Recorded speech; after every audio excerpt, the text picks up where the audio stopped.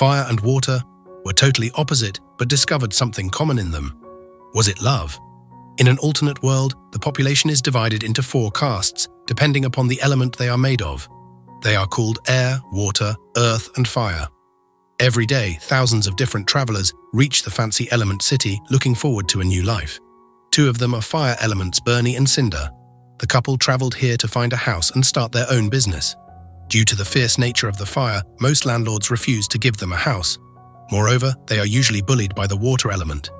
Fortunately, Bernie finds an abandoned place and decides to renovate the place and make it their new home. After a few days, Cinder gives birth to her daughter Ember. She's full of energy and always ready to assist her family. Bernie opens up a convenience store called The Fireplace and thus starts earning a living. He promises to hand over this store to Ember, but only when she's ready to take the big responsibility. Ember starts dreaming of running the store and works hard to prove herself. She excels in every way besides dealing with customers. It's all because of her temper. She gets triggered easily and bursts in anger, destroying everything around her. Due to this flaw, Bernie doesn't let Ember take charge. She gets disheartened but keeps trying her best. Besides customer service, Ember is unbeatable in other aspects. Like when it comes to delivering, no one can do it faster than her. She even beats the record of her father. The Red Dot sale is just a day away, and Bernie is busy preparing for it. He's getting old and can't work for long hours. Ember is an adult already, and she should take the responsibility. Thinking this, Bernie makes her in charge of sale day. Ember is on the 7th cloud after hearing this. Her dream is going to be true soon. She makes all the preparations and even prays at the traditional blue flame for blessings. As soon as the customers enter the shop, Ember starts losing her temper. As usual, customers ask stupid questions and keep messing with the products. Ember's anger starts building up, and she can't hold it in anymore. She rushes to the basement and blasts. She has calmed down now, but her flames have damaged the water pipes.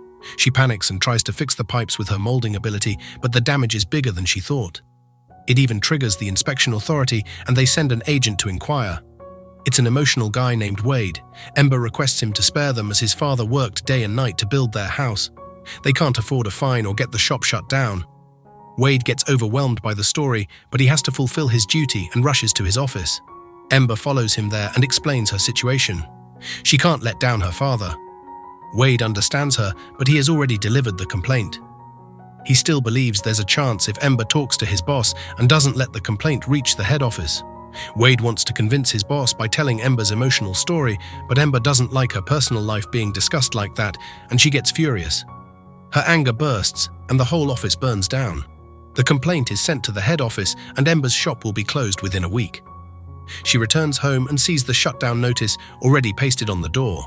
Her father doesn't know anything about what happened during the day and blames the water elements for breaking his pipes. Ember hides the truth and agrees with his dad. They must fix the pipes soon. This shop is what brought them to Element City. Bernie and Cinder used to live with their families at the Fireland, where everyone was connected through the blue flame. One day, a cyclone destroyed their house and shop, and they decided to start a new life in the city. They can't afford to lose their home once again. Ember promises her dad she will fix everything. The next morning, she reaches early at the inspection office, waiting for the head, Miss Gale Cumulus. Wade passes by there and tells Ember that Gale is busy somewhere else today. There's a football match going on, and Gale is a big fan. Wade also offers Ember to join him to watch the match. They both enter the stadium and spot Gale there. She's cheering passionately for her team. Ember goes to talk to her, but Gale is more interested in the game and scolds Ember for ruining the moment. Ember feels insulted and argues back at Gale. Meanwhile, the game has reached its turning point.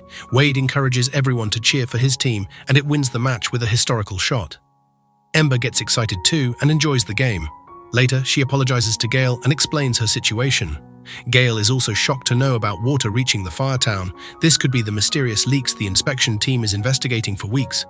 Ember's house must be demolished to find the leaks. Wade handles the situation efficiently and asks for some time to investigate differently. If he succeeds in fixing the leaks in time, all the charges will be taken back from Ember's house. Gale agrees, and the investigation starts. Wade reveals that the pipes to the fire town were sealed with mud, but then a loud scream broke the seal.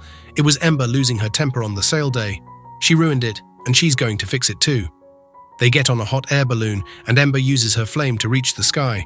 They can clearly see the whole city and track the water source. This little journey brings Ember closer to Wade, and she shares her insecurities. She was impressed how Wade connected to the whole stadium during the match while she can't even connect with a single customer. It's really hard for her to open up to a society where the fire element is treated rudely, especially after her childhood incident. She had gone to see her favorite flower at an exhibition, but the guards didn't let her in because she was considered dangerous. Wade listens to everything carefully and suggests Ember be herself. Wade is never afraid to express his feelings, and that's why he connects with others so easily. Before Ember can reply, they notice the water source. The dam has a huge crack that's letting the water in. Ember uses sandbags to seal the hole temporarily, and Wade promises to bring the crew to fix the crack. It will hopefully be completed before the deadline and the fireplace will be saved. Before Ember can leave, Wade asks her out on a date. He knows it's impossible between them, but he still wants to try out. Ember doesn't reply, but she also looks forward to the next day. She reaches the cinema in time where Wade is waiting for her. They watch the movie together and click some memorable pictures. They also dance together, but they can't be intimate like the other couples.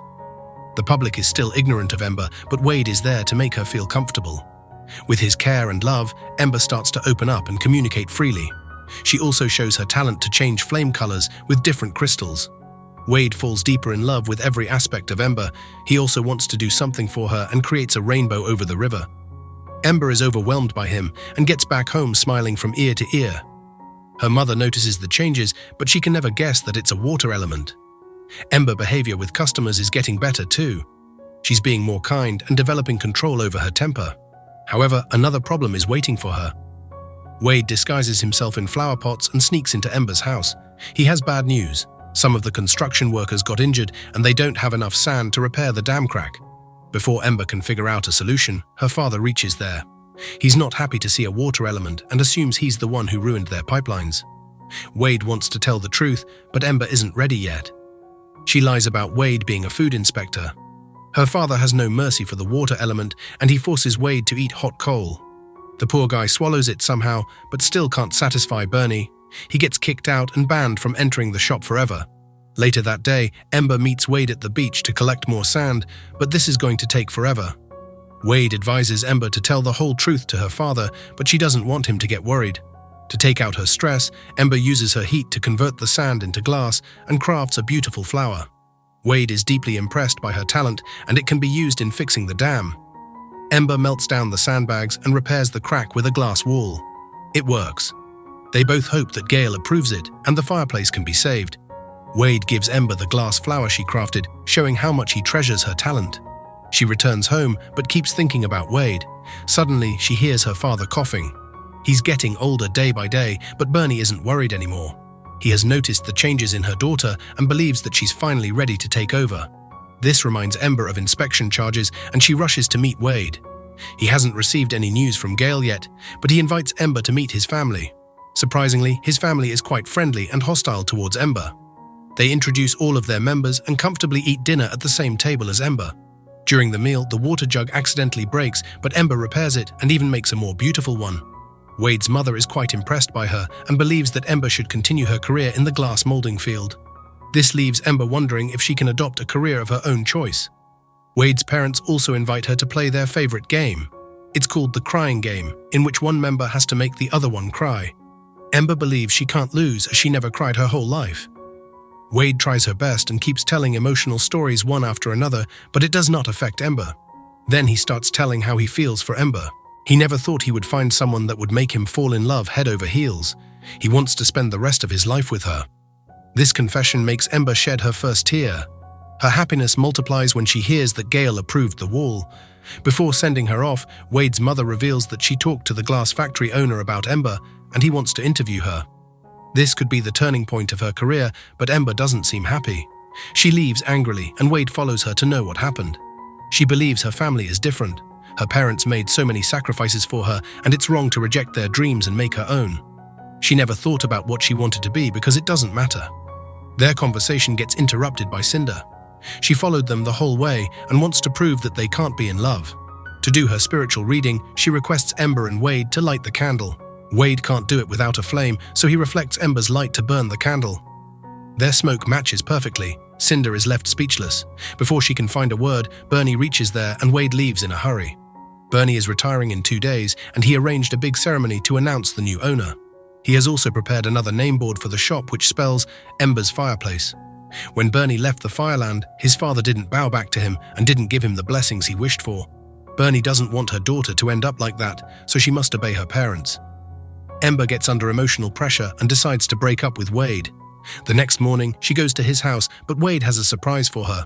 He takes her to the abandoned museum to show Ember her favorite flower. It's hidden underwater, so Gale creates a water bubble that can carry Ember. No one can stop her from doing what she wants. Ember and Wade travel underwater to witness the gorgeous blooming flowers. Time is running out, and the bubble can burst at any moment. Luckily, they made it out in time. Ember thanks Wade for the beautiful experience, but she still doubts their relationship. In contrast, Wade wants to take the risk and holds Ember's hand. Surprisingly, they both are fine. They hug each other tightly, but then Ember remembers the promise she made with her dad. She can't be selfish. Wade tries to stop her, but she leaves after a goodbye forever. Bernie has gathered the whole Firetown to give the shop to his daughter, but Wade reaches there too. He accepts all the differences he has with Ember, but there's one thing in common: that's love. Moreover, they touched and changed each other's chemistry. Wade confesses his unconditional love in front of everyone, but Ember rejects him. However, Cinder reveals that she's lying. Moreover, the truth about the pipeline damage comes out too. Bernie gets really angry and refuses to retire. Ember leaves her house in anger, but then she notices that the dam broke and water is heading towards the Firetown. She warns everyone of the danger and helps them move. Her parents leave their house too, but Bernie is worried about their traditional blue flame. Ember rushes to save it, and Wade comes to help as well. They got the blue flame, but now they are stuck in the chimney.